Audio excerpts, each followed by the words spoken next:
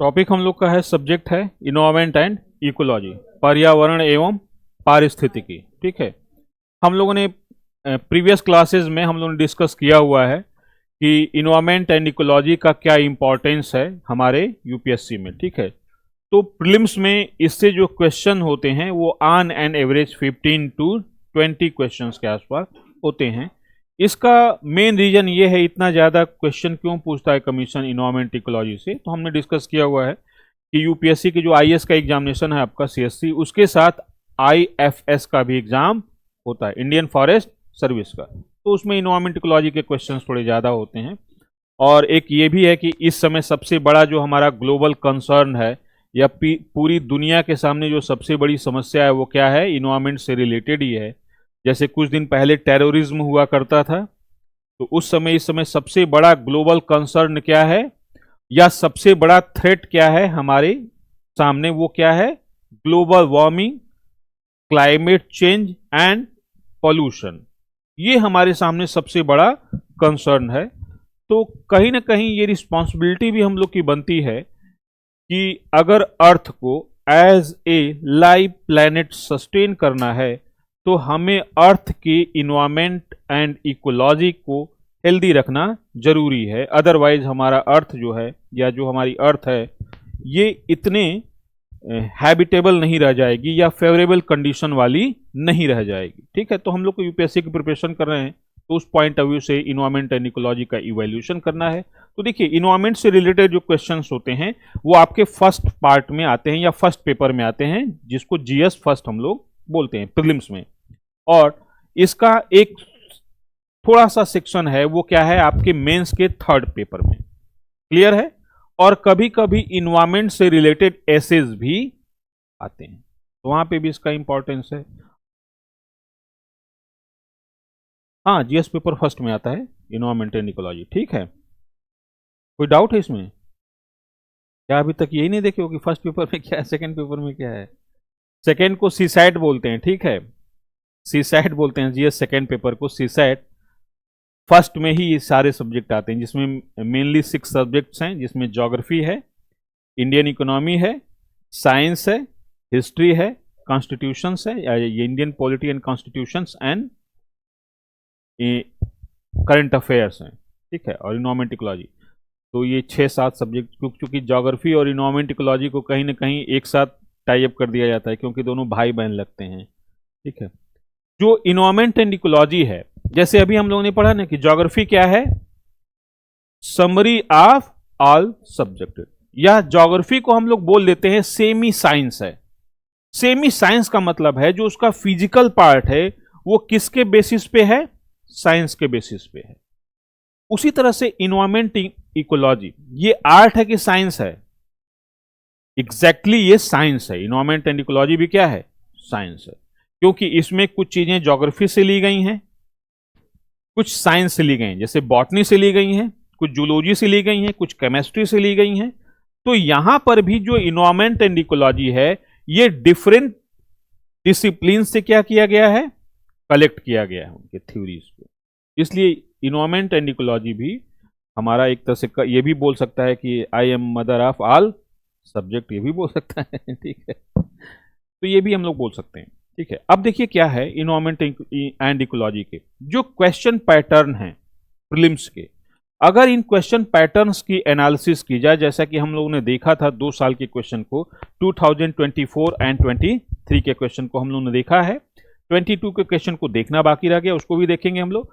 बीच बीच में question analysis हम लोग जरूर करेंगे। आपको जो टॉपिक पढ़ाया जाएगा उससे रिलेटेड प्रीवियस ईयर में जो क्वेश्चंस आए हैं उनको जरूर मेंशन किया जाएगा वहां पे, ताकि आपको ये पता लग सके कि कोई टॉपिक पढ़ने से कितना इंपॉर्टेंस है इसका, किसी टॉपिक को पढ़ने से आपको ये पता लग सके कि क्वेश्चन कैसे आते हैं।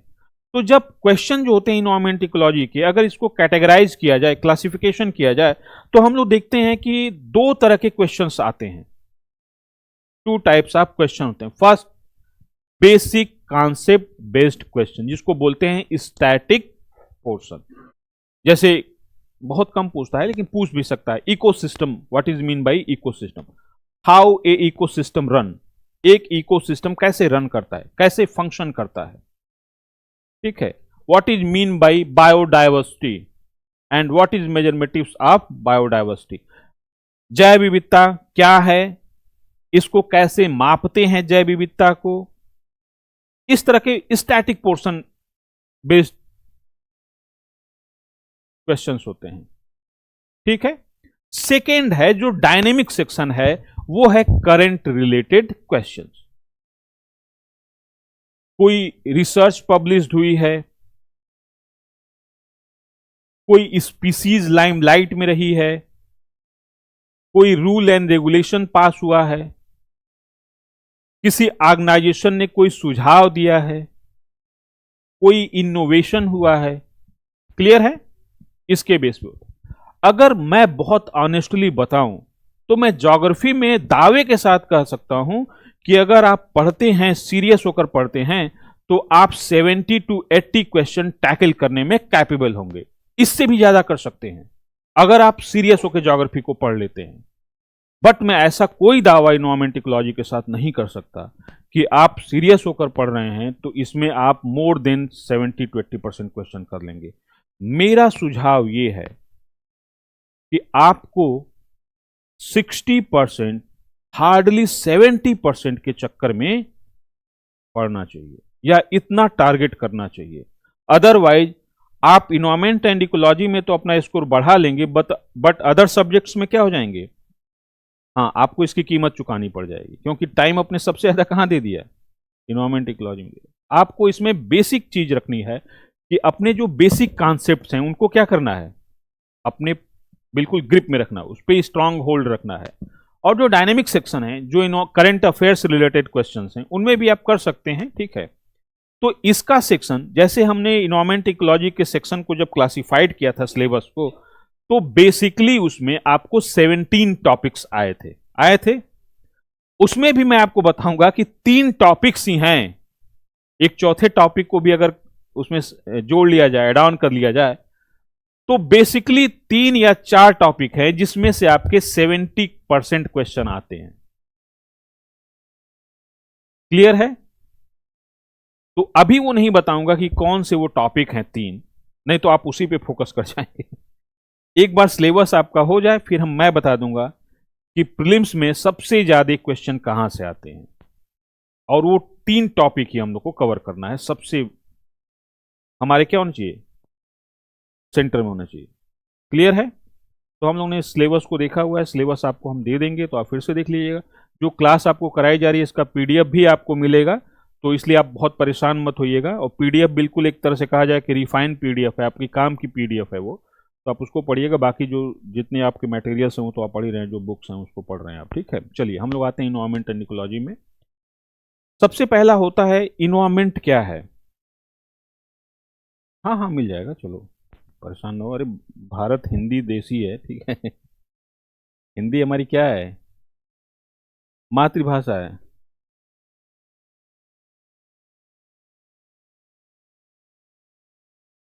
कोई बात नहीं, चलो दोनों मीडियम में आपकी पीडीएफ होगी, हिंदी एंड इंग्लिश, तो आप परेशान बिल्कुल मत होइए। और क्लास में इतना आप पढ़ लेंगे, अगर थोड़ा सा भी कॉन्शियस रहेंगे, थोड़ा सा अटेंशन देकर पढ़ेंगे, तो आपको पीडीएफ उठाने की ज़रूरत ही नहीं पड़ेगी। वो चीज़ें आपकी रिकॉल हो जाएंगी, आप पेन डाउन कर सकते हैं उन चीज़ों को। ठीक है। मेरा ये कॉन्सेप्ट होता है कि बहुत ज़्यादा लिखवाओ नहीं, आपको खूब अच्छे से समझा दो।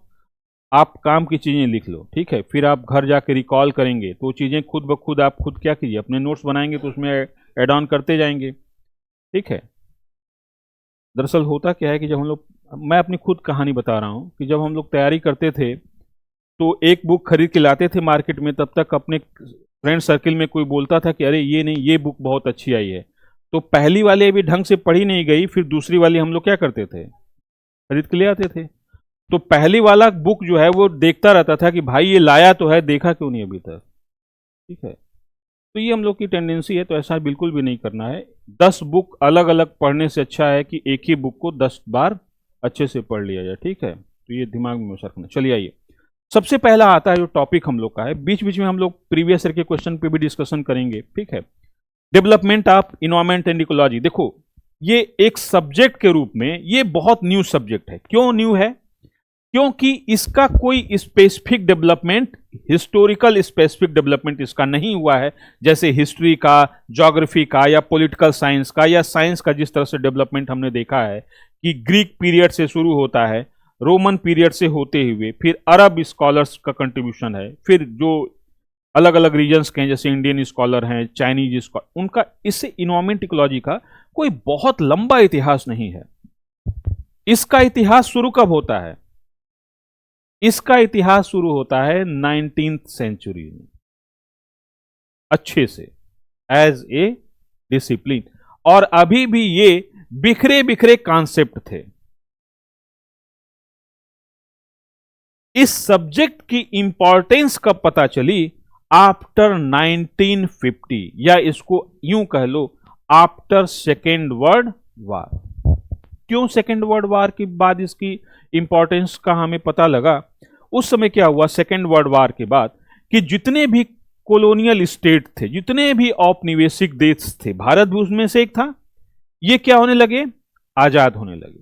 आजाद होने लगे और इनके पास एक विजन था कि इन अपना इकोनॉमिक डेवलपमेंट करना है, अपना आर्थिक विकास करना है। सारे जो कॉलोनियल स्टेट थे, सारे औपनिवेशिक देश थे, और ये मोस्टली कहां थे? ये अफ्रीका, एशिया और साउथ अमेरिका में थे। क्लियर है? तो इनके सामने एक लक्ष्य था, टारगेट था कि भाई हमें अपना इकोनॉमिक डेवलपमेंट करना है। और इनके सामने मोटो या एग्जाम्पल्स कौन थे? Western European countries and USA. पश्चिमी यूरोपीय देश और संयुक्त राज्य अमेरिका, उसमें कनाडा भी था। ये इनके सामने एक उदाहरण थे कि हमें अपना आर्थिक विकास कैसे करना है, वेस्टर्न यूरोपियन कंट्रीज के टाइप का करना है। और ये इकोनॉमिक डेवलपमेंट था, उसका मेन इंस्ट्रूमेंट क्या था? वो था कंजप्शन ऑफ रिसोर्सेज। जो हमारे पास रिसोर्सेज हैं, जो नॉन रिसोर्सेज हैं, ज्ञात संसाधन हैं, उनका अधिक से अधिक क्या करना? विदोहन करना, कंजप्शन करना, यूटिलाइजेशन करना। किस लिए? For betterment of life. लोगों के लाइफ को क्या करना? गुणवत्तापूर्ण करना, क्वालिटेटिव चेंजेस इन लाइफ। ये प्राइम मोटो था। अब हमने क्या किया कि दो तरह से काम किया।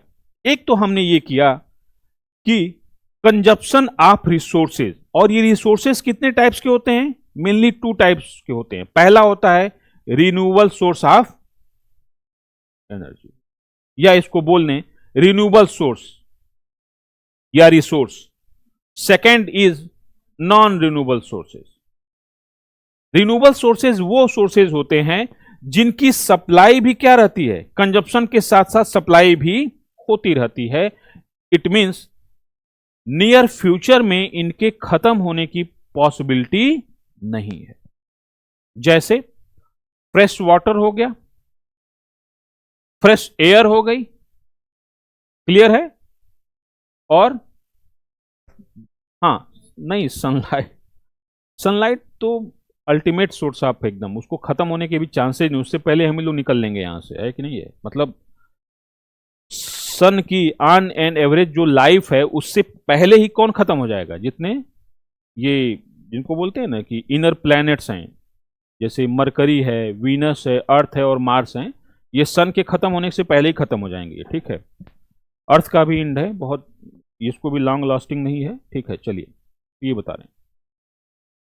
कुछ ऐसे रिसोर्सेज होते हैं जो बहुत शॉर्ट टर्म में खत्म होने वाले हैं, या जिनका बहुत कम ड्यूरेशन है, जिस हिसाब से हम लोग कंजप्शन कर रहे हैं। उसमें क्या हो गए? मिनरल्स हो गए।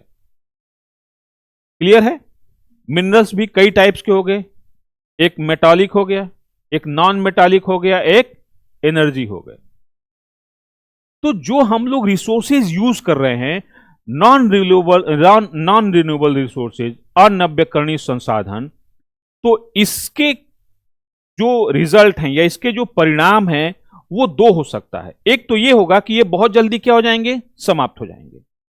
तो जो फोर्थ कमिंग जनरेशन हमारी आने वाली पीढ़ी है, वो इनसे क्या हो जाएगी? हमेशा के लिए वंचित हो जाएगी, क्योंकि हमने क्या कर दिया? खत्म कर दिया। और इतना जल्दी बनना नहीं है। दूसरा क्या होगा कि जब इनका हम एक्सप्लॉयटेशन करेंगे या बेतरतीब उपभोग करेंगे, तब इसके रिजल्ट में या इसके परिणाम में हमें पॉल्यूशन का सामना करना पड़ेगा। पॉल्यूशन क्या है? अनवांटेड सब्सटेंसेस हैं। पॉल्यूशन क्या है? पॉल्यूटेंट क्या है भाई? जिनको हम नहीं चाहते अगर वो हमारे पास हैं तो वो क्या है हमारे लिए? प्रदूषण है। तो आफ्टर 1950 हमने बहुत ज्यादा रिसोर्सेज का यूज करना शुरू किया, और उस समय रिसोर्सेज हमने यूज नहीं किया, उसका एक्सप्लॉयटेशन किया हमने। तो अब धीरे धीरे इन्वायरमेंट की जो क्वालिटी थी वो पहले से क्या होने लगी? डिटेरियोरेट करने लगी, खराब होने लगी, उसकी क्वालिटी डिक्लाइन करने लगी। अब हम लोग के मन में एक कंसर्न उत्पन्न हुआ कि जो इन्वायरमेंट, और देखो इसके बाद क्या था कि आफ्टर सेकेंड वर्ल्ड वॉर पूरी दुनिया में अब एक नई लहर चली जिसमें ह्यूमन वेलफेयर को क्या किया गया? सेंटर में लाया गया कि भाई ह्यूमन वेलफेयर हो, डेमोक्रेसी आए, ह्यूमन राइट दुनिया में आए, सब कुछ किया गया। हेल्थ फैसिलिटीज बहुत अच्छी की गई, तो हमारा पॉपुलेशन ग्रोथ क्या हुआ? बहुत तेजी के साथ हुआ। तो जैसे जैसे पॉपुलेशन ग्रोथ हो रहा था वैसे वैसे डिमांड ऑफ रिसोर्सेज भी क्या हो रही थी? बढ़ रही थी। तो उस समय most of the country agrarian थे, कृषि प्रधान थे। सोसाइटीज भी क्या थी? एग्रेरियन सोसाइटीज थी, कृषि प्रधान समाज था। तो कृषि के लिए बेसिक चीज क्या है? एग्रीकल्चरल लैंड, कृषि भूमि। कृषि भूमि का जितना अधिक से अधिक विस्तार किया जाए, तो इसके लिए पहला काम किया गया कि जो फॉरेस्ट कवर एरियाज थे उनको किस में कन्वर्ट कर दिया गया? एग्रीकल्चरल लैंड में, कृषि भूमि में। जो वन से घिरे हुए क्षेत्र थे उनको कृषि भूमि में कन्वर्ट कर दिया गया। तो पहला किया गया डिफॉरेस्टेशन, वनों का कटाई कर दी गई, वन उन्मूलन जिसको बोलते हैं। पहला काम तो ये किया गया।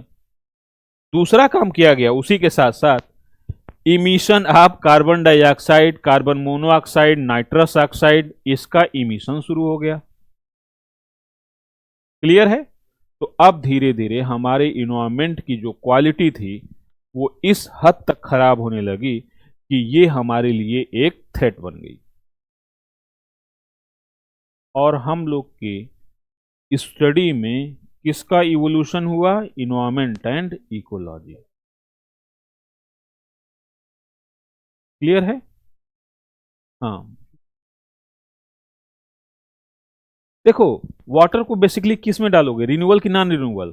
फिर तुम लोग पहले बताओ फिर मैं बताता हूं। Water is a renewable source, but ये एक नवीकरणीय स्रोत है, लेकिन हमने उसकी क्वालिटी को क्या कर दिया है? बहुत ज्यादा खराब कर दिया है। तो उसकी क्वांटिटी नहीं हम चेंज कर रहे हैं, उसकी क्या बर्बाद कर रहे हैं? क्वालिटी।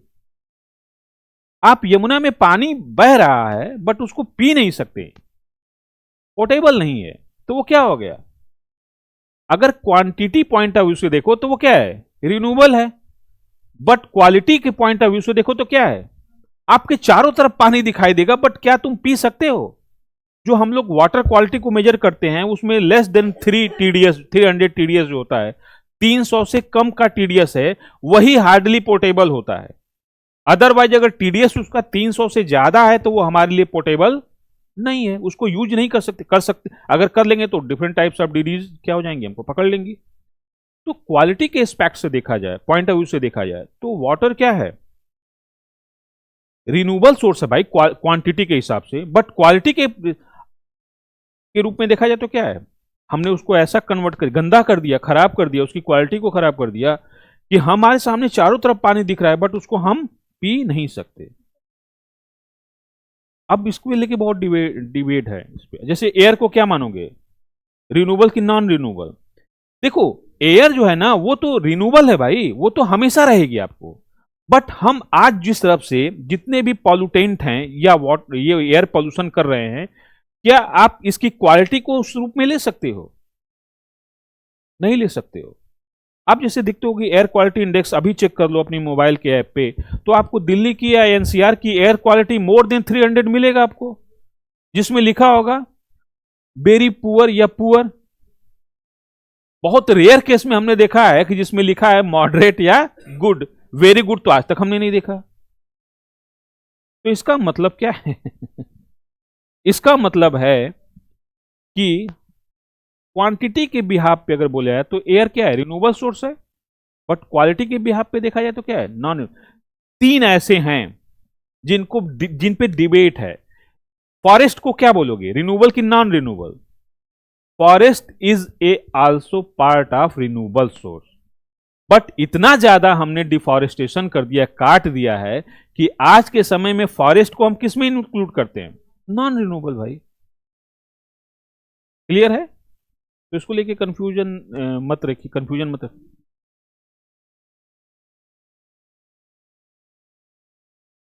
कर सकते हैं, कहां कर रहे हैं? हाँ हाँ हाँ, डिसैलिनेशन कर सकते हैं, बट उस कर कहां है, उसकी कॉस्ट कितनी ज्यादा है, बहुत ज्यादा है।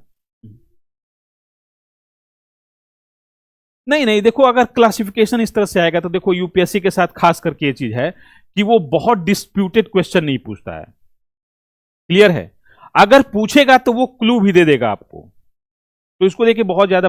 हाँ, ये जो वनडे टाइप्स के एग्जाम होते हैं या ये जो स्टेट पब्लिक सर्विस कमीशन के एग्जाम होते हैं उस पर ये डिबेट हो सकती है, बट यूपीएससी के देखो एक चीज मैं बता दे रहा हूं कि यूपीएससी के जो क्वेश्चंस होते हैं उनमें डिस्प्यूट के चांसेस क्या होते हैं, बहुत कम होते हैं। क्लियर है? तो इस तरह से चलिए, तो अब इसके बाद आफ्टर 1950 के बाद हमारा environment and ecology as a subject emerge हुआ, और इस समय तो ये हीरो के रूप में है कि नहीं? हीरो के रूप में इसलिए है कि ये आपको इंजीनियरिंग के सेक्टर में, मैनेजमेंट के सेक्टर में, आप जो स्कूलिंग कर रहे हो एकेडमिक सेक्टर में, उसमें भी ये एक पेपर के रूप में क्या है, इंक्लूड है। क्लियर है?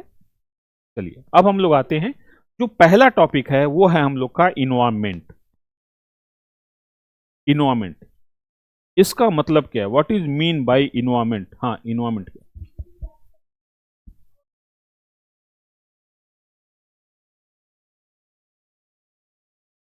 Exactly exactly?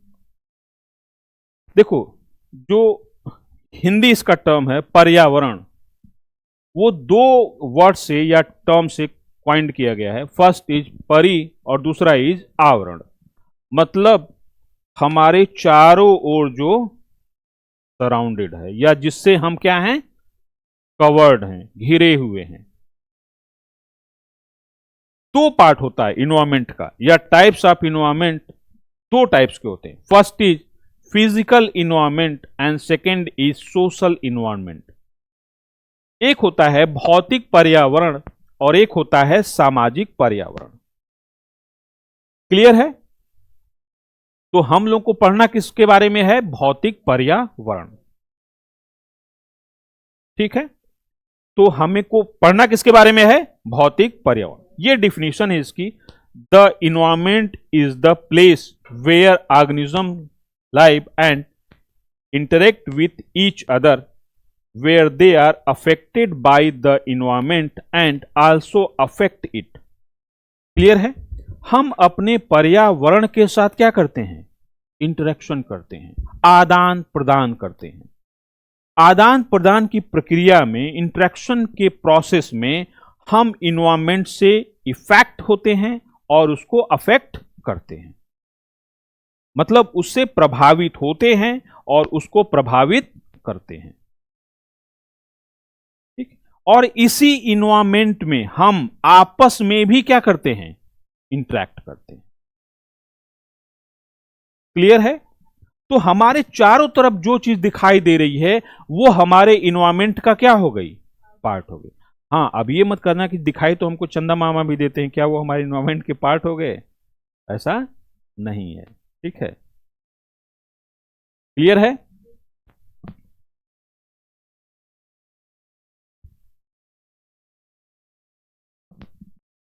इन्वायरमेंट को ये हम लोगों ने देख लिया, इन्वायरमेंट क्या है। इसी इन्वायरमेंट में सारे जीव एंड अजीव रहते हैं, जिनको बायोटिक एंड एबायोटिक बोलते हैं।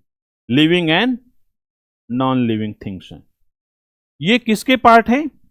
इन्वायरमेंट के, हमारे पर्यावरण के।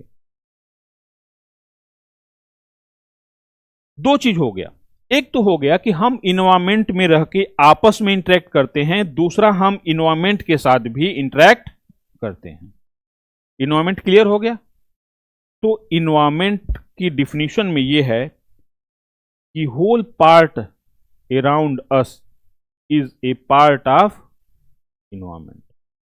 जो सब कुछ हमें अपने चारों तरफ दिखाई दे रहा है वो हमारे पर्यावरण का क्या है? हिस्सा है, भाग है। क्लियर हो गया? तो फर्स्ट टर्म इज इन्वायरमेंट। इसकी हिस्ट्री हमने बताई थी कि इन्वायरमेंट की हिस्ट्री क्या है, या इन्वायरमेंट एंड जो लिविंग थिंग्स हैं उसमें खास करके जो फ्लैगशिप या कहा जाए कि लीडर स्पीसीज है वो कौन है? ह्यूमन है।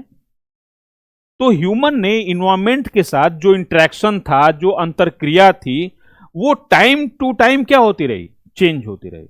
समय के साथ हमारा पर्यावरण के साथ जो आदान प्रदान था वो क्या होता रहा? बदलता रहा। कैसे बदलता रहा? कि पहले जब हम बिल्कुल प्रिमिटिव स्टेज में थे, जब हम बहुत आदिम अवस्था में थे, जब हमें कोई नॉलेज नहीं था, तब हम इन्वायरमेंट के क्या थे? एक तरह से कहा जाए कि दास थे, उसके स्लेव थे, क्योंकि इन्वायरमेंट जैसा चाहता था हम वैसे करते थे। और यह भी खास बात है, देखो जो नेचर है ना, नेचर ने हमको जब पैदा किया था तो वो बिल्कुल इन्वायरमेंट के साथ एडॉप्टेशन की कंडीशन में पैदा किया था कि हम इन्वायरमेंट के साथ क्या कर जाएंगे? एडॉप्टेशन कर जाएंगे। और हमारे बॉडी के जितने भी ऑर्गन्स हैं, चाहे वो इंटरनल ऑर्गन्स हो चाहे वो एक्सटर्नल ऑर्गन्स हो, ये सब किसके अकॉर्डिंग थे? अपने इन्वायरमेंट के अकॉर्डिंग थे। तो फर्स्ट स्टेज में जब हम लोग प्रिमिटिव स्टेज में थे, अर्थ पे आए, तो हमारे पास ना तो नॉलेज था, ना इंस्ट्रूमेंट्स थे, और ना ही इक्विपमेंट्स थे। तो हम लोग पूरे नेचर के अकॉर्डिंग ही अपने आप को क्या कर रहे थे? सरवाइव कर रहे थे। जैसा नेचर कहता था वैसा हम लोग सरवाइव करते थे। हम लोग कंप्लीटली क्या थे? यहां पे रिसीवर थे। मतलब नेचर ने जो दे दिया उसको उसी के रूप में हमने क्या किया? एज इट इज रिसीव कर लिया। कहीं फल गिरा हुआ है तो हमने उठा के खा लिया, कोई जानवर मरा हुआ है तो हमने उठाकर खा लिया। तो हमारी पॉपुलेशन भी बहुत सीमित थी, तो हम इन्वायरमेंट में कोई चेंज नहीं कर पा रहे थे, और जरूरत भी नहीं थी, क्योंकि हमारी रिक्वायरमेंट क्या थी? बेसिक थी बिल्कुल। बस खा लो, कहीं गुफा मिली तो सो जाओ। क्लियर है? धीरे धीरे अब हम थोड़ा सा इवोल्यूशन किए, कुछ चीजों को इनोवेशन किए, कुछ चीजों का। जैसे आग की खोज की हमने। देखो, आग की खोज करने का मतलब यह नहीं है कि हमने आग खोज करने का मतलब है कि हमने प्रॉपर इंटेंशनली क्या किया? आग जलाया। इसको बोलते हैं आग की खोज। यह नहीं कि इसके पहले धरती पे आग थी, नहीं। उसके पहले भी आग थी। लाइटनिंग होती थी ना, उससे आग लगती थी। फॉरेस्ट फायर का कॉन्सेप्ट उस समय भी था। फॉरेस्ट फायर होता था भाई, जंगलों में अपने आप आग लगती थी। बट हां, जो हम लोग चकमक पत्थर को रगड़ के आग लगाते थे, वो फर्स्ट टाइम हम लोग ने किया। नियोलिथन में किया था ना, इसमें किया था, नवपाषाण काल में, उसमें किया था। उसी टाइम मध्य पाषाण से नवपाषाण काल में हम लोगों ने आग जलाना सीखा, हम लोगों ने पहिए की खोज की, हम लोगों ने डोमेस्टिकेशन ऑफ एनिमल, जिसमें सबसे पहला जानवर क्या था? कुत्ता था। ठीक है, बेचारा सबसे पहले पालतू था, और हमारी गालियों में भी सबसे ज्यादा यूज होता है कि नहीं? हाँ, ठीक है। फिर हमने क्या किया? कल्टीवेशन करना शुरू किया।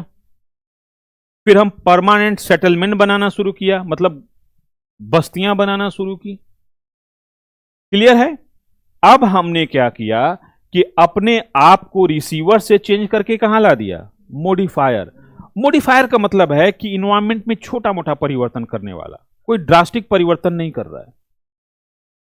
बट अभी भी नेचर इसका क्या था, रिसीवर का ही था।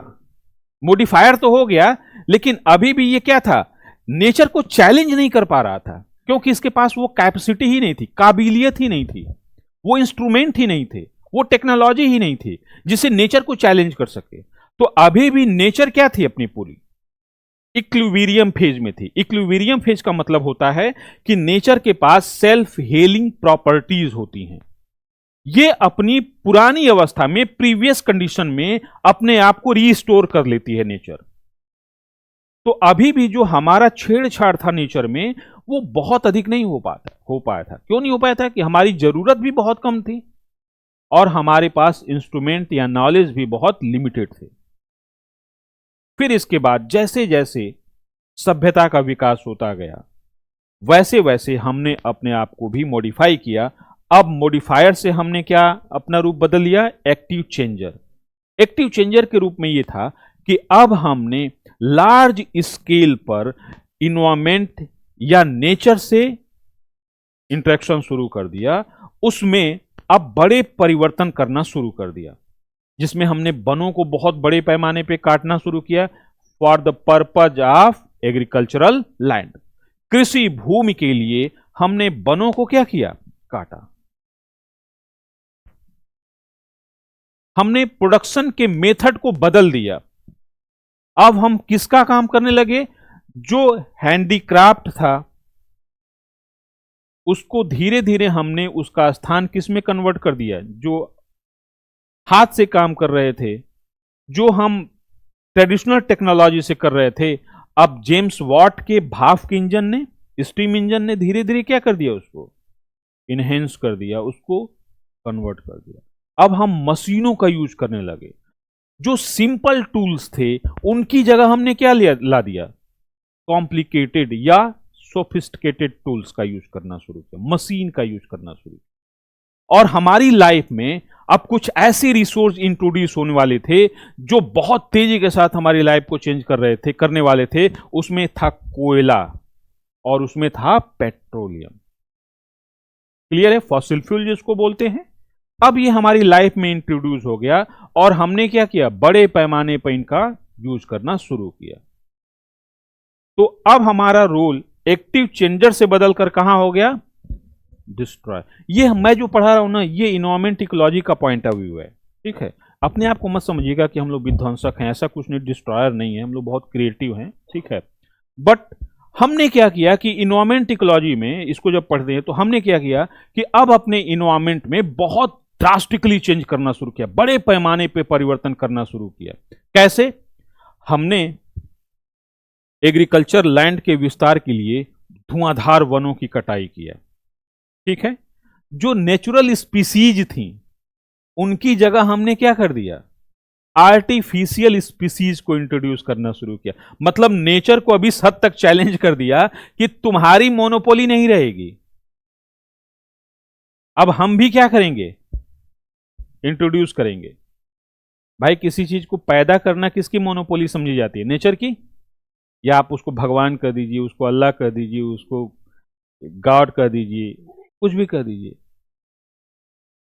नहीं बोलते हैं कि भगवान ने पैदा किया है या अल्लाह ने पैदा किया है। बट अब मैन एंथ्रोपोजेनिक चीजें होने लगी, हमने जेनेटिकली मॉडिफाई फसलें तैयार करनी शुरू कर दी, हमने क्लोन डेवलप करना शुरू कर दिया, हमने टेस्ट ट्यूब बेबी पैदा करना शुरू कर दिया। तो अब हमने नेचर को क्या कर दिया, उसकी मोनोपोली को हमने थ्रेट कर दिया, चैलेंज कर दिया, कहा तुम्हारा अधिकार नहीं है, इसको हम भी करेंगे और अपने हिसाब से करेंगे, अपनी जरूरत के हिसाब से करेंगे। क्लियर है? तो अब हम धीरे धीरे कहां पे आ गए, डिस्ट्रॉयर। और हमारा इंस्ट्रूमेंट क्या था, science, technology and rapid industrialisation, बहुत तेजी के साथ। और इसके पीछे मोटो क्या था, उद्देश्य क्या था, बेटरमेंट ऑफ आवर लाइफ। अपने जीवन को क्या करना है, जो लिविंग स्टैंडर्ड है, हमारे जीने का तरीका है, उसको क्या करना है, बढ़ा देना है, ऊंचा कर देना है। अपने कंफर्ट लेवल को क्या कर देना है, बढ़ा देना है। बट हर चीज का क्या होता है, पॉजिटिव एंड नेगेटिव कॉन्सिक्वेंसेज होते हैं, रिजल्ट होते हैं, परिणाम होते हैं, कुछ सकारात्मक होते हैं तो कुछ नकारात्मक होते हैं। इसका सबसे बड़ा नकारात्मक परिणाम ये हुआ कि हम धीरे धीरे इन्वायरमेंट को क्या कर दिए, डिस्ट्रॉय नहीं किए, डिग्रेडेट कर दिए, उसकी क्वालिटी को क्या कर दिए, खराब करना शुरू कर दिए। क्लियर है? तो ये हमारा डेवलपमेंट था, ये 4 स्टेजेस में हम लोग का डेवलपमेंट था, और हम लोग यहां पर खड़े हैं कि आज हमारी अर्थ उस हद तक थ्रेट की गई है कि जहां हमारा एग्जिस्टेंस ही क्या हो चुका है, प्रश्नवाचक चिन्ह के घेरे में है, वो खुद ही थ्रेट में आ गया है हमारा एग्जिस्टेंस। क्लियर है? बहुत से ऐसे स्कॉलर्स थे जिन्होंने इन्वायरमेंट इकोलॉजी के डेवलपमेंट में अपना कंट्रीब्यूशन दिया। ठीक है, फर्स्ट टर्म आता है इन्वायरमेंट में हैबिटेट। हैबिटेट, हाँ, क्या चीज? अच्छा, ये चीज, अच्छा, इन्होंने क्वेश्चन पूछा है कि जो डेवलपमेंट हो रहा है ये ह्यूमंस के लिए अच्छा है कि बुरा है? आप लोग बताओ, अच्छा है कि बुरा है? डेवलपमेंट अच्छा है कि बुरा है? आए?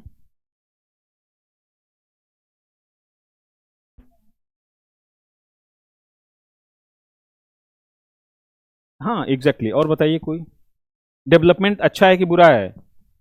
ये चीज, इस क्वेश्चन का आंसर दो अपने आप से, खुद क्वेश्चन पूछो कि क्या आप तुम प्रिमिटिव स्टेज में जाना पसंद करोगे? जाना पसंद करो? अगर आपसे कोई बोले कि चलो चलते हैं प्रिमिटिव स्टेज में, अरे प्रिमिटिव स्टेज में छोड़ो, आपकी कोई मोबाइल एक दिन ले लेना, दुनिया का सबसे बड़ा दुश्मन कौन हो जाएगा? जो मोबाइल छीन ले आपसे। आप 1 घंटे मोबाइल को अपने हाथ से हटा कर देखो, छटपटाहट नहीं आ जाए तो फिर बताना हमसे, ठीक है? और आप बनना तो बहुत कुछ कर सकते हैं, देखो पोटेंशियल तो बहुत कुछ है, बट कर क्या रहे हैं? ठीक है, चलो देखो, हाँ बताओ।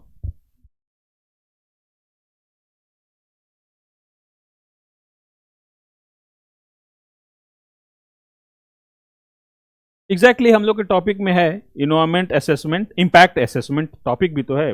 देखो है क्या, हम डेवलपमेंट को छोड़ नहीं सकते, ये, इसको क्या बोलते हैं, ये एकदम मतलब यूनिवर्सल ट्रूथ है।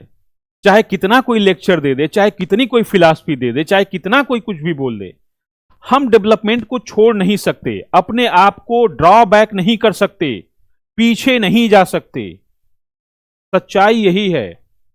बट हमें यह ध्यान में रखना है कि जो डेवलपमेंट हम कर रहे हैं इसका रिजल्ट क्या मिलने वाला है, हमें इसकी ड्यूरेबिलिटी कितनी है, इसके कॉन्सिक्वेंसेस क्या हैं, इसका समय कितना रहेगा। जाहिर सी बात है कि मान लो अगर तुमको घर से, अभी घर वालों ने 1 लाख रुपया दिया आपको और कहा कि ऐसा है कि नेक्स्ट 6 मंथ आपकी ये क्या है, पॉकेट मनी है। अब आपके ऊपर डिपेंड करता है कि उस 1 लाख रुपए को आप 1 मंथ में खर्च करो कि नेक्स्ट 6 मंथ में यूज करो। ये किस पे डिपेंड है? आपके ऊपर डिपेंड है। हां, अगर मैं ये बोल दूं कि घर वाले 1 लाख रुपया ना दें आपको तो ये भी अच्छा नहीं है। तो इस पे डिपेंड करता है कि डेवलपमेंट सही है या गलत है। कई क्वेश्चन होते हैं, डेवलपमेंट किसको कहा जाए, डेवलपमेंट कैसे किया जाए, हाँ, व्हाट, हाउ, हाँ आ जाओ, कई क्वेश्चंस होते हैं। अगर इसका क्वेश्चन का आंसर खोजा जाए तो डेवलपमेंट करना है कि नहीं करना है, इसको आंसर किया जा सकता है। चलिए आते हैं टॉपिक पे अपना।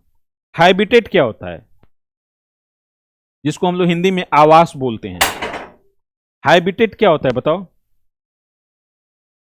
क्या चीज? अच्छा, और बताओ कोई, इस सेंटेंस को पढ़िए।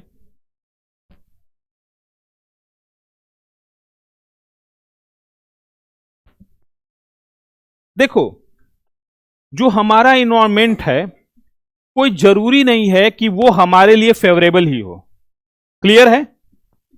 कोई जरूरी, जैसे हमारे घर के बगल में अगर वॉल्केनिक इरप्शन हो रहा है तो क्या वो मेरे लिए हैबिटेट होगा? नहीं है, बट वो हमारे इन्वायरमेंट का क्या है? पार्ट है। हैबिटेट का मतलब है कि जहां पर हमारे लिए फेवरेबल कंडीशंस क्या हों, अवेलेबल हों, जहां हम सरवाइव कर सकें। और जो हमारा इन्वायरमेंट है वो किससे बना हुआ है?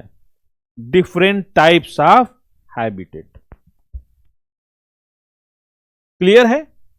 तो हमारा जो हैबिटेट है, जैसे हम लोग देखो, अगर एक मछली है उसको बोला जाए कि तुम्हारा इन्वायरमेंट क्या है, तो वो बोलेगी ना कि मेरा इन्वायरमेंट हवा भी है, पानी भी है।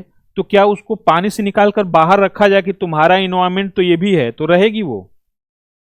उसका हैबिटेट कहां है? पानी में भाई। बट पानी के बाहर की जो स्थिति है, जो एटमॉस्फेयर है, वो उसके ऑलरेडी इन्वायरमेंट का क्या है? पार्ट है। तो habitat means specific physical environment in which an organism live. मतलब यह पर्यावरण का वह भौतिक भाग है जिसमें एक जीव क्या करता है? रहता है या निवास करता है। क्लियर है? चलिए, हो गया। अब यहां पे what is different between habitat and environment, ये आपको होमवर्क दे रहा हूं मैं, ठीक है? आप कल मैं बता दिया हूं आपको बेसिकली, बट आप बताइएगा कि हैबिटेट एंड इन्वायरमेंट में, पर्यावरण और आवास में बेसिक डिफरेंस क्या होता है। ठीक है, आपका होमवर्क है, आप पढ़ के आइएगा थोड़ा, तो हम लोग डिस्कशन इस पे करेंगे कि हमारे पर्यावरण और हमारे इन्वायरमेंट में बेसिक डिफरेंसेस क्या हैं।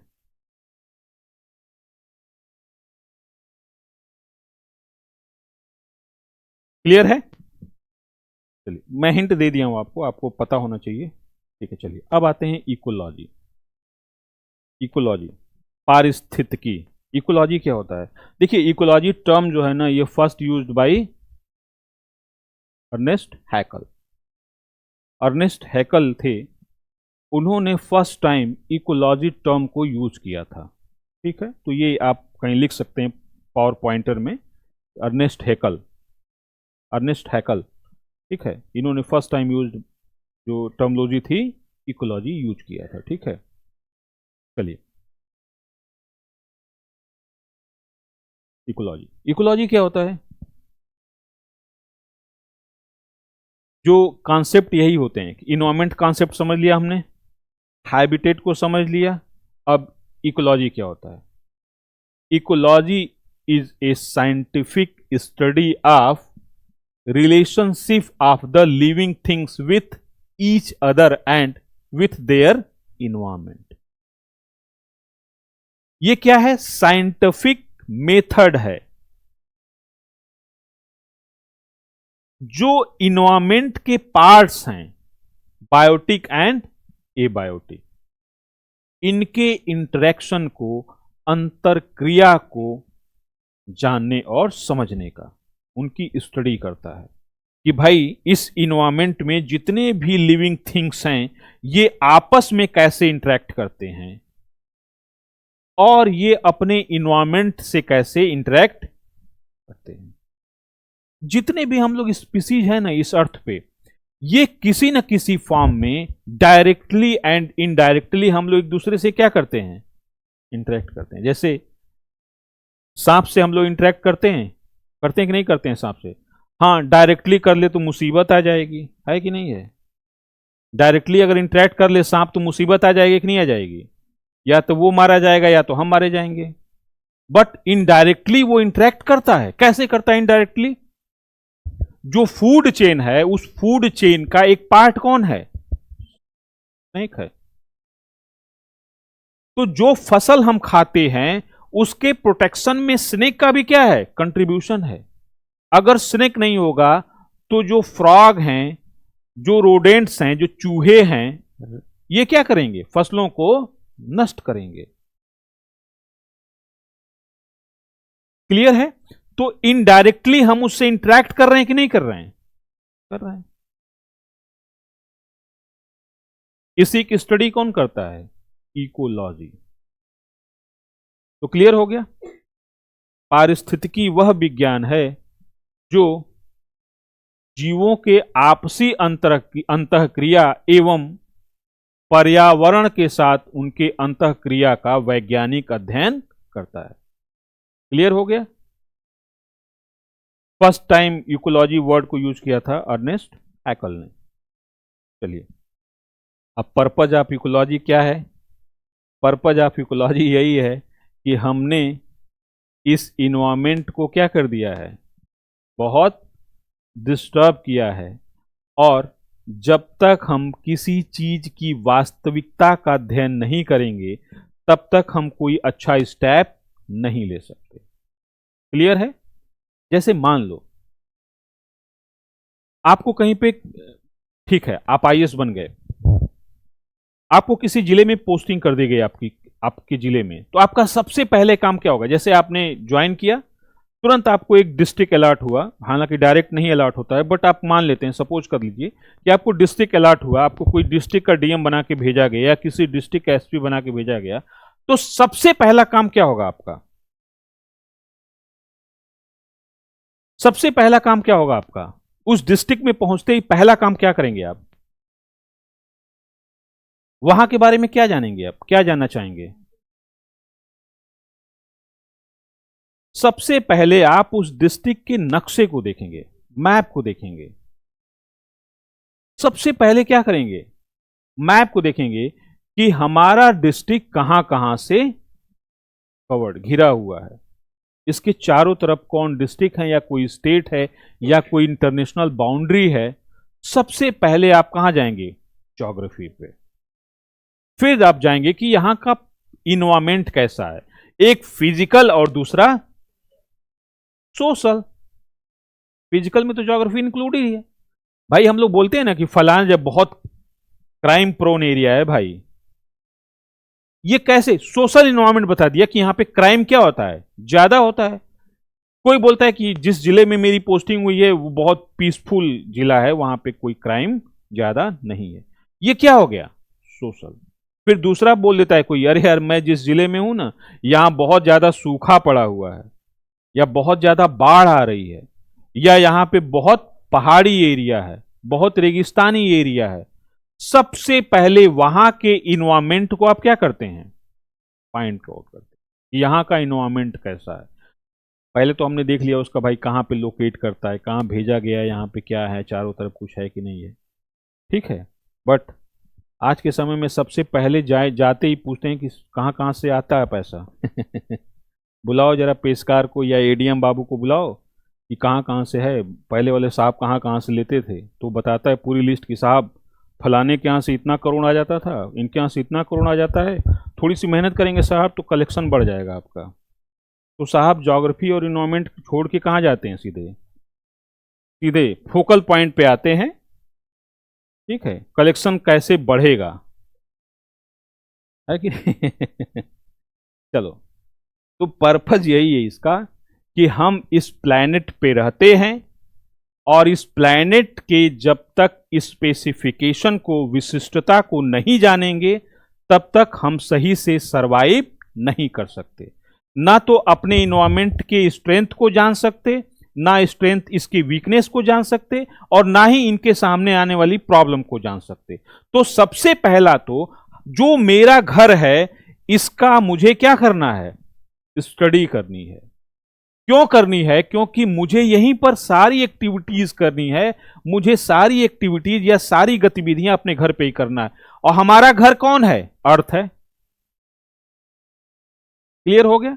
तो इसका पर्पज है कि जो प्लेनेट हैबिटेबल है, आवास योग्य है, मानव के निवास योग्य है, अगर इसके बारे में हम सही से नहीं जान पाएंगे तो हम ना तो अपनी फ्यूचर प्लानिंग कर पाएंगे और ना ही यहां के रिसोर्स का हम लोग सही से यूज कर पाएंगे। क्लियर हो गया?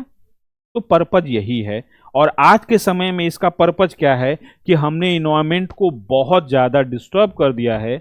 अगर हमको फ्यूचर में सरवाइव करना है तो सबसे पहले अपने इन्वायरमेंट को क्या करना होगा? मेंटेन करना होगा, रिस्टोर करना होगा, उसकी हेल्थ को सही करना होगा। तो इसीलिए इसकी स्टडी का क्या है? पर्पज है। और डायरेक्टली पूछो तो आपके यहाँ क्वेश्चन आता है। भाई आपका पर्पज क्या है? क्वेश्चन आता है। कहाँ आता है? प्रीलिम्स में आता है और मेंस में आता है। तो आपका तो बहुत लिमिटेड दायरा हो गया, एरिया हो गया, ठीक है। इसलिए इसका पर्पज स्टडी करना, ठीक है। क्लियर है? ये इन्वायरमेंट क्या होता है, क्लियर है। हैबिटेट क्लियर है।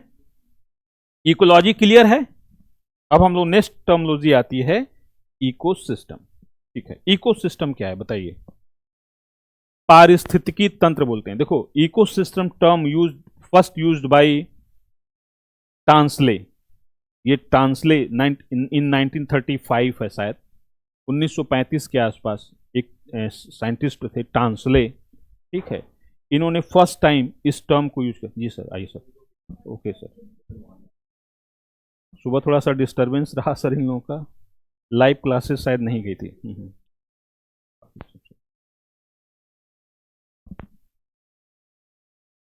तो फर्स्ट जो था इकोसिस्टम टर्म यूज किया गया था, ये टांसले द्वारा किया गया था, ठीक है। चलिए, पारिस्थितिकी तंत्र बोलते हैं या इसको परितंत्र भी बोल देते हैं। देखिए जो हिंदी मीडियम के स्टूडेंट हैं वो हिंदी मीडियम पढ़ते रहे, बट टर्म्स जो इंग्लिश वाले हैं उनको भी आपको याद रखना है, ठीक है। क्योंकि यूपीएससी कभी कभी जब ट्रांसलेशन करता है तो उसमें टर्म्स बदल जाते हैं, ठीक है। चलिए, तो इकोसिस्टम क्या है?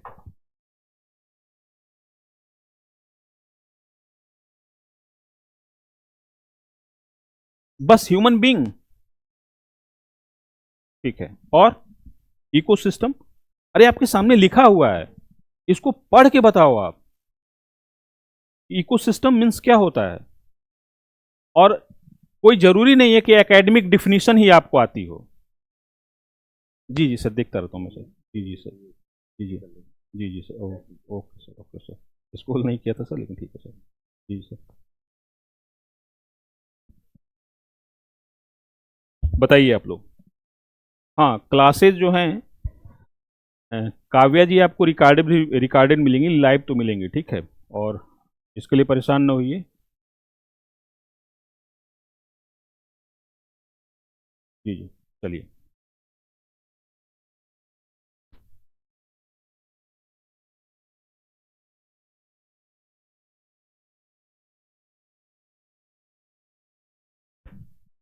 चलिए, तो इकोसिस्टम क्या है? ये फंक्शनल यूनिट है, एक कार्यात्मक इकाई है।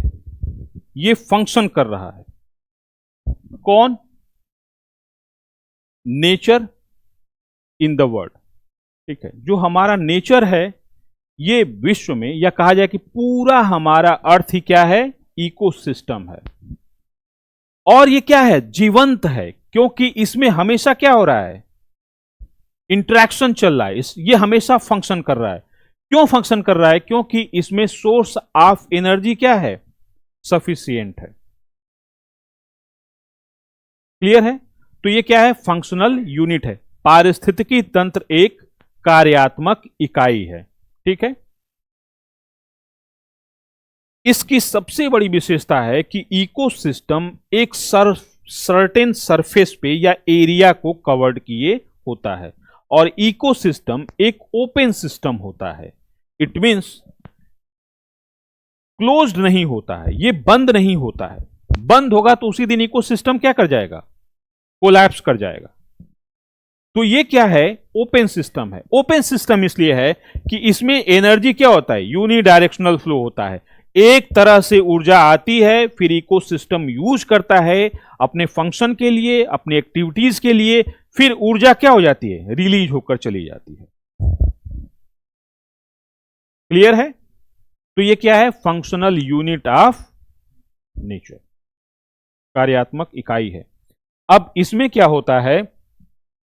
इसमें जैसे यहां पे जो लिखा गया है कि इकोसिस्टम ड्रॉपलेट्स जैसा छोटा भी हो सकता है, और हमारी होल अर्थ भी क्या है? एक इकोसिस्टम है। तो ये तो बहुत आगे हम लोग क्लासिफिकेशन, आप इकोसिस्टम देखेंगे तो वहां बहुत डिटेल में देख लेंगे इसको, ठीक है। तो ये हम लोग का क्या है? इकोसिस्टम है। हाँ, बट फंक्शनल इंट्रैक्शन, क्लियर है? Interact with each other and with their environment, clear है?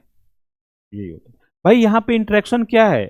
हम इन्वायरमेंट से, जैसे एक जीव दूसरे जीव से क्या करे, जैसे हम पेड़ों के साथ इंटरेक्शन करते हैं कि नहीं करते हैं, कैसे करते हैं?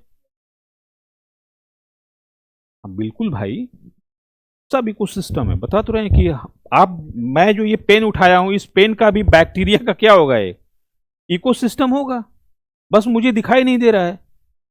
क्लियर है? चलिए, तो इकोसिस्टम हमने देख लिया। यहां पे किसी को कोई डाउट है, कोई क्वेरी है तो आप पूछिए इकोसिस्टम को लेकर।